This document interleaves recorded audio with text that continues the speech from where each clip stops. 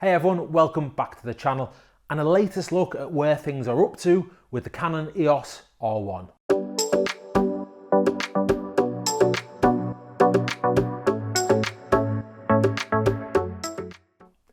Now, if you've seen this channel before, you'll know that I've already done a couple of videos about the R1, the first one being over a year ago. So where are things up to and what can we expect 2024 to bring as far as the R1 is concerned?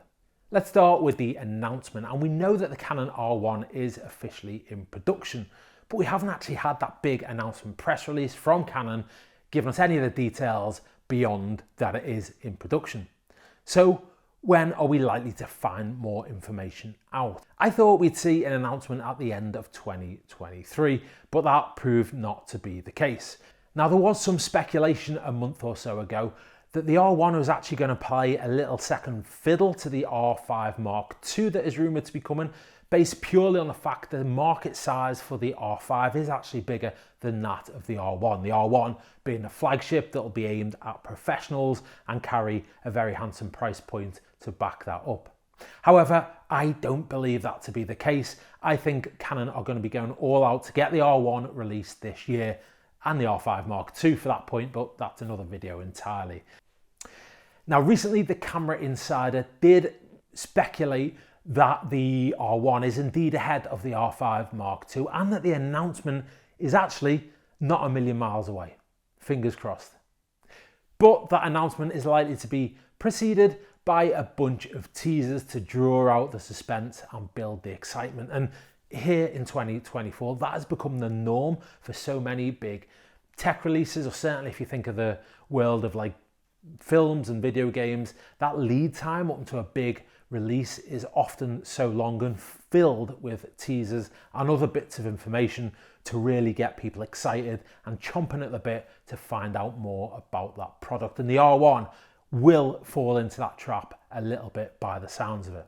That said, I don't think that teasing can go on all that long. And I say that because, as I said on previous videos, and you're probably aware yourselves, Canon like to release the flagship model in the year of the Olympic Games, the Summer Games, and in July and August of this year, the Olympic Games are going to take place in Paris, France. So what we can expect is that the R1 will be released and available to buy ahead of those games.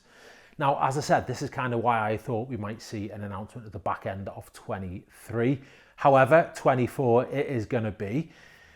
Previously, the Canon I think 1DX Mark III was announced around the 6th of January and released on the 1st of February. Now, we've obviously already passed the 6th of January, and I think there will be more than a month between announcement and release anyway.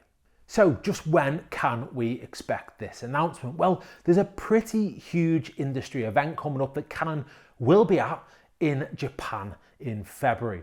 The CP Plus Camera and Photo Imaging Show 2024 takes place in Yokohama between the 22nd and 25th of February. Now, I don't think Canon are going to have the R1 with them or even use that event to put the announcement out, though it wouldn't massively surprise me. I do think we will see the announcement hot on the heels of that event, probably within the 2 or 3 weeks that follow it at the latest. And that is because whispers and bits of information will probably leak from somewhere, somehow kind of connected to that event and to Canon. And so I think as well, looking at the timescales of needing to get this out into stores worldwide by July at the latest, I think March time, early March is the very latest we will see the announcement. So what about the specs of the EOS R1? Now, again, I don't want to just go and repeat a load of speculation or rumours or leaks that have been reported elsewhere. Please go and check out the likes of Canon Rumours, the Camera Insider, and places like that who have some great information.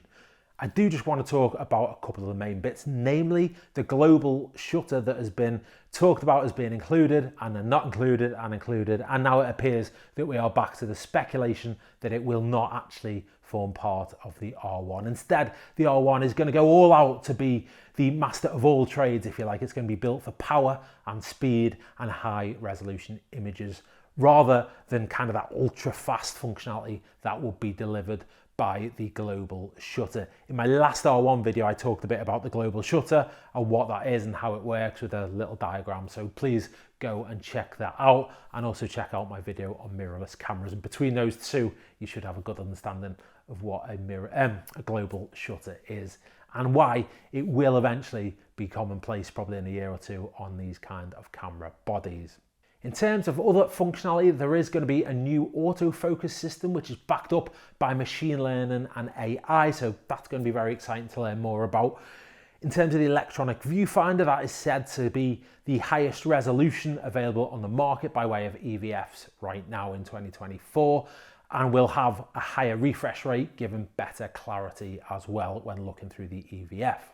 There's also talk of a 4-inch OLED panel on the back of the camera, dual CF Express slots, and a whole lot more. But let's wait until something is confirmed, or at least we've got some good leaks that we can get quite excited about. But whatever happens, the R1, you know, is going to be an incredibly powerful and incredibly impressive body.